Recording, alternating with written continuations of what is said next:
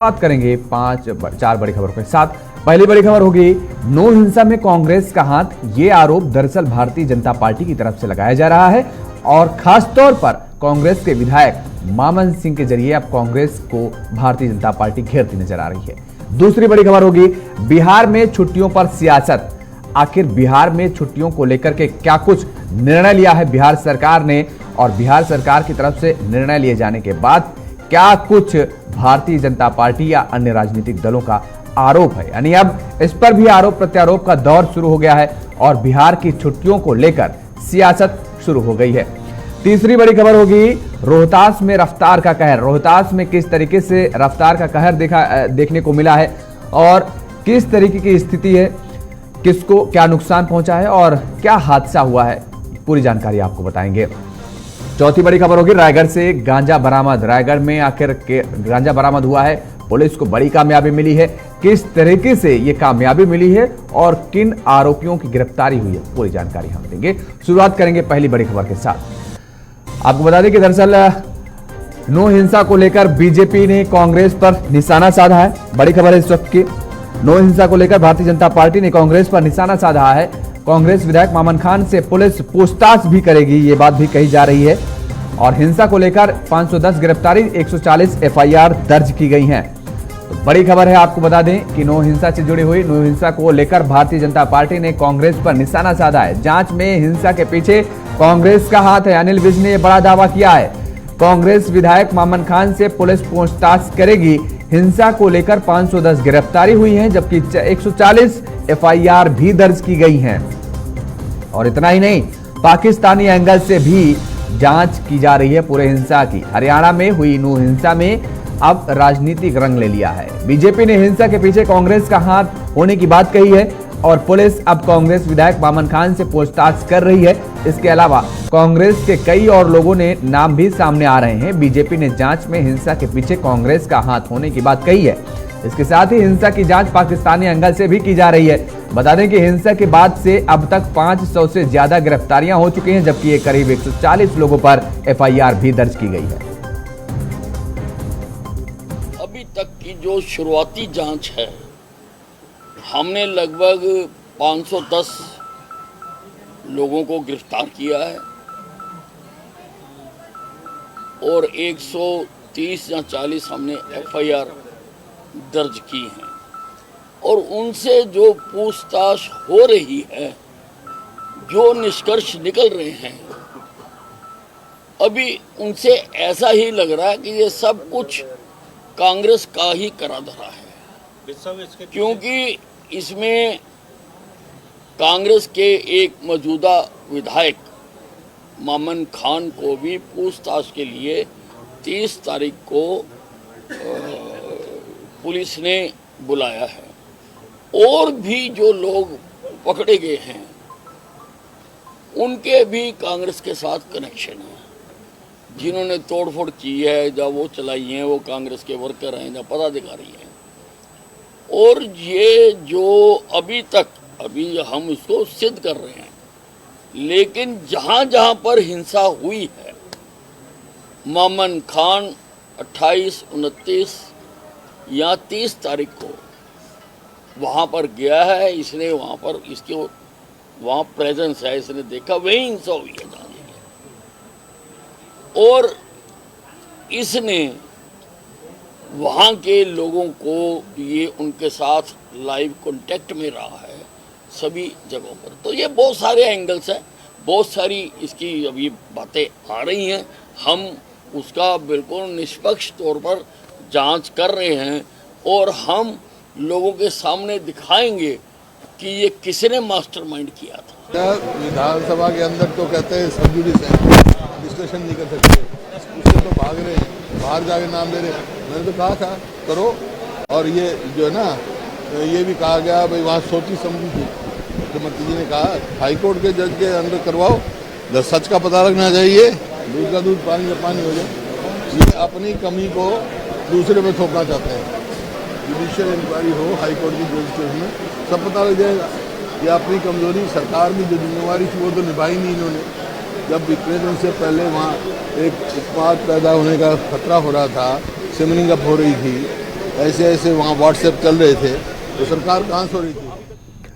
और इसी खबर पर ज्यादा जानकारी के साथ हमारे सहयोगी संदीप गोयल हमारे साथ सीधे लाइव बने हुए हैं। संदीप, अब जिस तरीके से नौ हिंसा पर सियासत गर्माती नजर आ रही है और एक दूसरे पर आरोप प्रत्यारोप लगाते नजर आ रहे हैं राजनीतिक दल, क्या कुछ स्थिति है फिलहाल? और अगर मामन खान का जिक्र करें तो आज पूछताछ के लिए उन्हें पुलिस बुलाने वाली थी, क्या कुछ अपडेट है?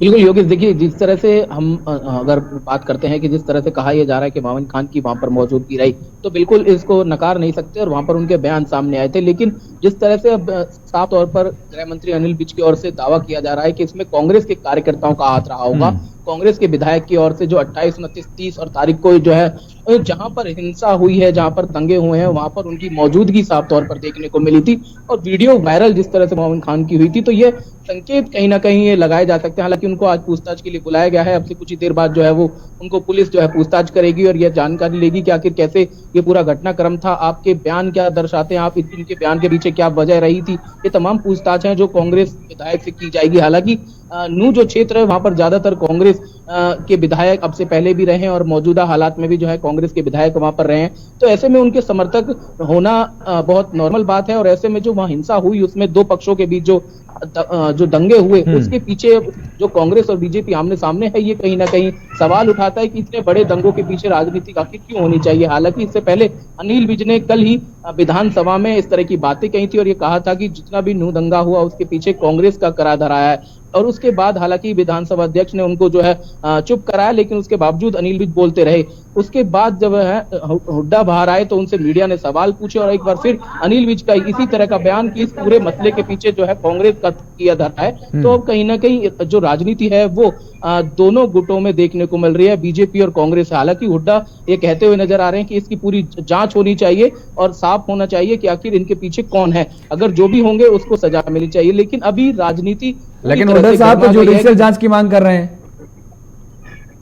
बिल्कुल, देखिए जिस तरह से अनिल विज ने कहा है कि इसके पीछे कांग्रेस का किया धरा है, तो वो साफ तौर पर, हालांकि ये कह सकते हैं मोमिन खान ने जो है भड़काऊ भाषण दिए और उसके बाद जो है दंगे हुए। हालांकि उसमें कुछ ऐसे जो बजरंग दल के नेता थे उन पर भी जो है इस तरह से दंगा भड़काने के आरोप लगे, या कहें कि उसके विवादित बयान रहे और फेसबुक पर लाइव आकर इस तरह की कथनी करते हैं और उसके बाद हंगामे वहां पर हो जाते हैं। तो दोनों की जांच जो है हो रही है और लगातार जिस बताया कि 500 से अधिक जो लोगों की गिरफ्तारी हो चुकी है, 140 मुकदमे दर्ज हो चुके हैं। लेकिन इस तरह से राजनीति करना कांग्रेस, बिल्कुल इस तरीके की राजनीति नहीं होनी चाहिए। लेकिन सवाल यह भी उठता है कि राज्य के गृह मंत्री हैं अनिल विज और वो ये कह रहे हैं कि मामन खान को लेकर जो सवाल उठा रहे हैं कांग्रेस पर जाहिर तौर पर, लेकिन हिंसा से पहले जो इनपुट्स मिले थे उनको लेकर के क्या गृह मंत्री की तरफ से, राज्य के जो गृह मंत्री हैं अनिल विज, उनकी तरफ से कोई बयान सामने नहीं आया? जब इनपुट्स मिले थे तो आखिर कहां फेलियर रहा? गृह विभाग की जिम्मेदारी है कि राज्य में कानून व्यवस्था कायम रहे। बिल्कुल, देखिए सवाल यही पिछले दिनों भी उठे कि आखिर क्यों, जब पुलिस को पता था कि वहां पर इतनी बड़ी यात्रा निकलने वाली है, इतनी ज्यादा हिंदू संख्या वहां पर पहुंचने वाली है, फेसबुक लाइव जो है हिंदू संगठनों की ओर से भी किए गए, विधायक कांग्रेस के उसकी ओर से फेसबुक लाइव करके कहा गया कि हम तैयार हैं। तो ये तमाम जो चीजें थी, जब उनके पास सीआईडी है, बड़ी एजेंसियां हैं या और बड़ी पुलिस फोर्स है, तो आखिर क्यों नहीं लगाया गया? क्या कहीं ना कहीं फेलियर रहा? लेकिन अब इस पर जो है राजनीति हावी हो चुकी है। अनिल विज का ये कह देना कि पूरा जो करा धरा है वो कांग्रेस का है, तो यानी कि कहीं ना कहीं अब इस पर जो है कांग्रेस वर्सेस बीजेपी हो रहा है। और ऐसे में सवाल ये उठता है कि आखिर अगर कांग्रेस का विधायक है तो वो भी यदि दोषी पाया जाता है तो फिर उसको भी गिरफ्तार किया जाना चाहिए। सवाल ये भी उठता है जो हिंदू संगठन से जुड़े हुए लोग थे, अगर वो भी दोषी पाए जाते तो उनको भी गिरफ्तार किया जाना चाहिए, ना कि बल्कि कांग्रेस और बीजेपी इसमें होना चाहिए था। चलिए, बहुत बहुत शुक्रिया तमाम सारी जानकारी देने के लिए संदीप गोयल हमारे सहयोगी हमारे साथ जुड़े हुए, जिन्होंने बताया किस तरीके से अब नो हिंसा को लेकर के भी राजनीतिक चोला पहनाने की कोशिश की जा रही है और इसमें भी अब बीजेपी वर्सेस कांग्रेस होता नजर आ रहा है। रुक करेंगे अगली बड़ी खबर का। बिहार में स्कूली छुट्टियों पर सियासत तेज हो गई है। केंद्रीय मंत्री गिरिराज सिंह ने सरकार पर आरोप लगाया है कल शरिया लागू हो, हिंदू पर्वों पर रोक लगे। गिरिराज सिंह ने यह बात कही है। बिहार सरकार ने 23 से घटाकर 11 छुट्टियां कर दी हैं। विभाग की तरफ से नोटिफिकेशन जारी कर दिया गया है। तो दरअसल बिहार में स्कूलों की छुट्टियां घटाए जाने को लेकर सियासी बयानबाजी तेज हो गई है। बता दें कि प्रदेश सरकार ने इस साल के बचे महीनों के लिए स्कूलों की छुट्टियां घटा दी हैं और जिसको लेकर बीजेपी ने नीतीश कुमार पर निशाना साधा है। केंद्रीय मंत्री गिरिराज सिंह ने कहा कि कल संभव है कि बिहार में शरिया कानून लागू हो जाए और हिंदू त्योहार मनाने पर रोक लगा दी जाए। गिरिराज सिंह ने ट्वीट कर नीतीश सरकार पर निशाना साधा है। और इसी खबर पर ज्यादा जानकारी के साथ हमारे सहयोगी अमित कुमार हमारे साथ सीधे पटना से जुड़े हुए हैं। अमित, जिस तरीके से अब छुट्टियों को लेकर के सियासत गर्माती नजर आ रही है, 23 से छुट्टियां जो थी वो घटाकर 11 कर दी गई हैं, क्या कुछ पूरा मामला है, जरा दर्शकों को आप बताइए। देखिए योगेश, बताते हैं आपको कि आज से ठीक 7 दिन के बाद यानी कि 7 सितंबर को जन्माष्टमी का पर्व मनाया जाएगा। पूरे देश भर में इसको लेकर आयोजन होने हैं और इस दौरान तमाम केंद्र सरकार, बिहार सरकार की ओर से छुट्टी की घोषणा होती है। लेकिन उस दौरान भी बिहार के जो विद्यालय हैं वो खुले रहेंगे। इसको लेकर कल जो है बिहार के शिक्षा विभाग की ओर से एक पत्र जारी किया गया है, जिसमें अभी से लेकर साल के यानी दिसंबर तक जो छुट्टियां होती थी तो उसमें बड़े पैमाने पर कटौती की गई है। देखिए यहाँ जो है जो बिहार सरकार की ओर से, बिहार सरकार के शिक्षा विभाग की ओर से सीधे तौर पर यह कहा गया है कि माध्यमिक विद्यालय में कम से कम 220 दिन और प्राथमिक विद्यालय में कम से कम 200 दिन शिक्षा के अधिकार अधिनियम 2009 के तहत शिक्षा कार्य होना आवश्यक है, जिस कारण से स्कूल जो सरकारी स्कूल है वो खुले रहेंगे। हालांकि इसको लेकर बिहार में राजनीति गर्म हो गई है। जो विपक्ष भाजपा है उनका उस ओर से जो केंद्रीय मंत्री गिरिराज सिंह है उन्होंने सीधे तौर पर बिहार के मुख्यमंत्री नीतीश कुमार पर यह आरोप लगाया है कि बिहार सरकार सीधे तौर पर हिंदू धर्म से जुड़े पर्व त्योहार को लेकर भेदभाव अपनाना चाहती है और कहीं ना कहीं अब बिहार में शरिया कानून लागू करने के नहीं। अमित, तो क्या ये जो छुट्टियां कटौती की गई हैं, क्या केवल हिंदू जो पर्व है केवल उन्हीं को चिन्हित किया गया है या फिर सारे पर्व, चाहे हिंदू हो, मुस्लिम हो या अन्य समुदाय के जो भी पर्व आ रहे हैं, उन सारे पर्वों पर जो छुट्टी होती थी उनकी कटौती की गई है? देखिए कुछ एक पर्व को देखा जाए तो वो मुस्लिम धर्म से भी जुड़े पर्व है जिनमें छुट्टी की बात सामने आ रही है, लेकिन मुख्यतः जो है वह हिंदुओं के पर्व है। खासतौर पे दीपावली है, दशहरा है या फिर छठ है, रक्षाबंधन है, तो कई ऐसे त्योहार है जिनमें छुट्टी जो पूर्व से जो है छुट्टी घोषित थी, लेकिन शिक्षा विभाग के जो की ओर से जो है इसमें छुट्टी में कटौती की गई है। बिल्कुल, लेकिन अब जिस तरीके से गिरिराज सिंह कह रहे हैं कि शरिया कानून लागू हो सकता है कल को, और ऐसे में जो हिंदू धर्म के जो रीति रिवाज हैं, जो त्योहार हैं, उन पर मनाने पर भी रोक लग जाएगी। तो आपने कहा कि दीपावली, क्या दीपावली को भी छुट्टी का जो थी वो भी कैंसिल कर दी गई है? देखिए दीपावली की बात करें तो दीपावली में छुट्टी का जो कार्यकाल होता था वो बड़ा होता था। दीपावली से लेकर छठ तक में जो लगातार है वो छुट्टी घोषित होता था और एक लंबा छुट्टी दीपावली को छुट्टी है, दीपावली जिस दिन है। अमित, मैं आपसे ये जानना चाह रहा हूं कि दीपावली जिस दिन है उस दिन अवकाश है या नहीं है? हाँ, दीपावली जिस दिन है उस दिन अवकाश है, लेकिन हम अपने दर्शकों को यह बता दें कि दीपावली और छठ के बीच का जो अंतराल है वो काफी कम होता था, करीब 6 दिन 6 दिन का अंतराल होता है। तो उस दौरान जो सरकारी विद्यालय होते हैं या जो तमाम विद्यालय, अच्छा एक खास बात योगेश हम ये बताना चाहेंगे कि ये जो नियम है, ये जो कानून है, उस दौरान जो निजी स्कूल होते हैं, जो प्राइवेट स्कूल होते हैं, तो प्राइवेट स्कूल खुले रहेंगे, प्राइवेट स्कूल बंद रहेंगे। प्राइवेट स्कूलों पर ये नियम लागू होता है कि नहीं होता है ये आने वाले समय में देखना होगा। जो सरकारी कार्यालय है, केंद्र शासित कार्यालय है या फिर बिहार सरकार के अधीन कार्यालय है, तो उनमें ये छुट्टी लागू होगा। लेकिन जो बिहार विद्यालय के ओर से जो स्कूल संचालित होते हैं, जो प्राथमिक विद्यालय होते हैं, जो मध्य विद्यालय होते हैं, जिसमें छोटे छोटे बच्चे होते हैं, जिनका नवनिर्माण जो है उस विद्यालय के माध्यम से ही होता है, तो उस विद्यालय में छुट्टी की घोषणा की गई है, छुट्टी में कटौती की गई है। ठीक है, तो इसको एक पॉजिटिव में, अमित, इसको एक पॉजिटिव में भी लिया जा सकता है कि अगर कोई अभिभावक अपने बच्चों को स्कूल भेजता है तो पढ़ने के लिए भेजता है, अगर वो फीस जमा करता है। आज के समय में आप भी जानते हैं किस तरीके के फीस दिन प्रतिदिन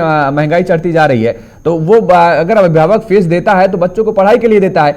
आपने बताया कि जो 6 दिन की छुट्टी होती थी दीपावली के मौके पर, वो 1 दिन की छुट्टी कर दी गई है, त्योहार 1 दिन का होता है, तो इसमें सियासत करने की क्या जरूरत है? ये तो अच्छी बात है कि ठीक है, बच्चों के लिए, बच्चों का जो भविष्य है वो संवरेगा। देखिए मेरी बात जब भाजपा के कुछ नेताओं से मौखिक तौर पर हुई, फोन पर बात हुई, तो उन्होंने साफ तौर पर कहा कि देखिए पर्व त्योहार जो है ये कहीं ना कहीं व्यक्ति के चरित्र निर्माण को दशा दिशा देता है। जो पर्व होते हैं, जो त्योहार होते हैं, उस दौरान जो रीति रिवाज होता है उसको बच्चे देखते हैं और उसी रीति रिवाज का अनुसरण करते हैं और अपने जीवन शैली में उसको ढालने का प्रयास करते हैं, ताकि वो आगे चलकर उस पर्व त्योहार के महत्व को समझे, उसको अध्ययन करे, उसको मनन करे और उस पर्व त्योहार के प्रति जो है अपनी आस्था कायम रखें। लेकिन इस छुट्टी के दौरान जब होगा, देखिए छठ की भी छुट्टी होनी है, दीपावली की भी छुट्टी होनी है, लेकिन इस बीच जो है छठ और दीपावली और छठ के बीच में जो समय होता था, उस बीच में भी छुट्टी पहले से घोषित होती थी, जो कि अब वो छुट्टी नहीं होगी। तो देखिए चरित्र निर्माण की बात सामने आ रही है, जो संस्कृति की बात आ रही है, सभ्यता की बात आ रही है, संस्कार की बात आ रही है, शिष्टाचार की बात आ रही है, जो विधि विधान की बात आ रही है। तो हिंदू धर्म से जुड़े जो पर्व त्योहार होते हैं, तो बच्चे जो छोटे बच्चे होते हैं इस पर्व त्योहार के दौरान कई रीति रिवाज को अध्ययन करते हैं, समझते हैं, उसको सीखने जानने का प्रयास करते हैं। लेकिन इस छुट्टी जब होगी, क्या कहते हैं, जब छुट्टी कैंसिल हो जाएगी तो बच्चे स्कूल जाएंगे और पर्व त्योहार में भावनात्मक तौर पर उस तरह से शामिल नहीं हो पाएंगे जिस तरह से उनको पूर्व में शामिल होते थे। तो कहीं ना कहीं उनके चरित्र को और इसी मामले को लेकर के अब सियासत को लेकर होती नजर आ रही है बिहार में। बहुत बहुत शुक्रिया तमाम सारी जानकारी देने के लिए अमित। रुक करेंगे अगली बड़ी खबर का। तो नई दिल्ली में होगा G20 शिखर सम्मेलन। 9 और 10 सितंबर को सम्मेलन का आयोजन किया जाएगा। 43 देशों के प्रतिनिधियों का जमावड़ा लगेगा दिल्ली में। G20 सम्मेलन के दौरान आयोजन को लेकर सुरक्षा में पुलिस लगी हुई है। 15 दिन के लिए पुलिस ने धारा 144 लगा दी है। तो इस साल G20 की अध्यक्षता भारत के पास है और आपको बता दें कि इसी के मद्देनजर राष्ट्रीय राजधानी दिल्ली में 9 और 10 सितंबर को G20 शिखर सम्मेलन होने जा रहा है। दिल्ली में दुनिया के सबसे ताकतवर देशों के नेता और राजनयिक जुटेंगे। ये G20 का अब तक का सबसे बड़ा आयोजन होगा। इसमें कुल 43 देशों और संगठनों के प्रमुख और उनके प्रतिनिधिमंडल हिस्सा लेंगे, जिसमें G20 के 19 सदस्य देश और यूरोपीय यूनियन के प्रमुख होंगे। इसके साथ ही अतिथि के तौर पर 9 अन्य देशों के प्रमुखों और 14 अंतर्राष्ट्रीय संगठनों के प्रमुखों को भी आमंत्रित किया गया है। कार्यक्रम को देखते हुए दिल्ली पुलिस ने सुरक्षा के पुख्ता इंतजाम किए हैं। 15 दिन के लिए देश की राजधानी दिल्ली में धारा 144 लागू कर दी गई है। और फिलहाल मेरे साथ इतना ही। खबरों के लिए आप देखते रहिए JK24/7 न्यूज।